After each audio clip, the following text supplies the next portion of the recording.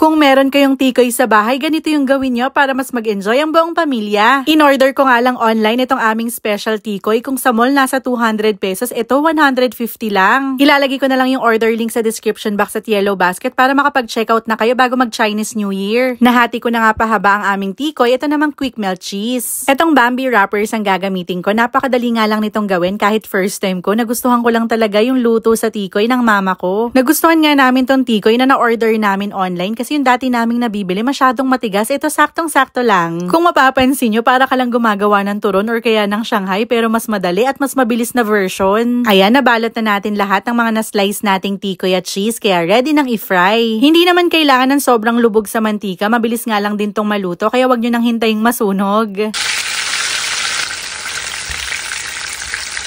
Optional nga rin ang paglalagay ng gatas pero ako mas gusto ko talaga yung may condensed milk. Sobrang sarap. Sarap. Kaya subukan nyo na rin to. Sobrang dali nga lang nitong gawin. Matutuwa pa ang mga anak nyo. Kung wala pa kayong tikoy sa bahay, yung order link nasa description box at yellow basket. Check out na. Bye!